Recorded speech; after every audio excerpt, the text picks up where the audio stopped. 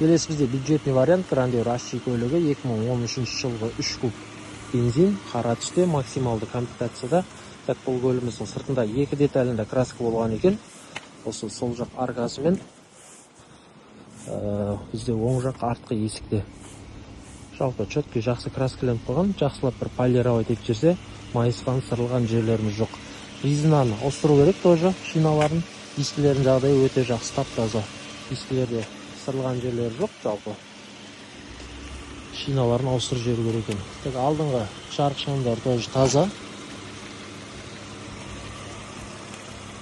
Тап-таза, туманик, алдыңғы бамперімізде таза, парктроник, алдыңғы камерасы, барлығы ойдағыдай. GDI мотор шықты. Майын ауыстыру керек екен, моторымыз қалыпты жұмыс істеп тұр.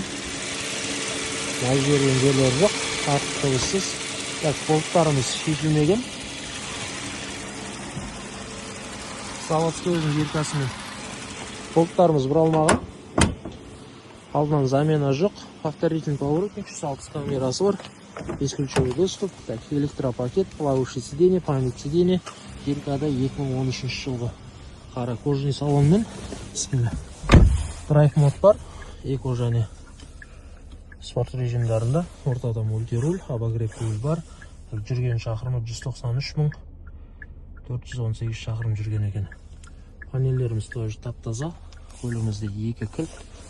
Пуш-стартпен, ортада монитор. Экран жақсы көрсетіп тұр. Артыңғы камерасы, 360, алдыңғы камерасы барлығы таза анық көрсетіп тұр. Коробка бізде оборотымыз ешқандай ойнап жатқан жоқ. Кладки жақсы салынып жатыр. Электронный ручник, автоход, подогрев обдув сиденья бар, ассистент парковки, подстаканник, 2 аймақтық климатты басқару.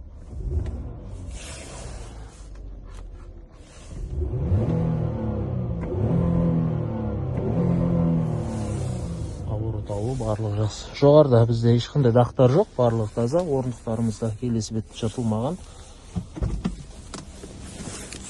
Тек көлігіміз жақсылап бір химчисткаға және полировкаға беру керек екен. Есіктеріміз таза, поликті ауыстыру керек, артқа диванымыз таза, жыртылмаған. Подстаканник, артта мультимедиа басқару. Подогрев сиденья 2 режимда. Заводской задний видеорегистрация.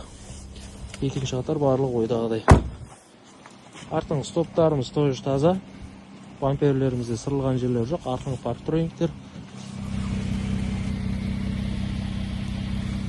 Астынан шіріктеріміз жоқ.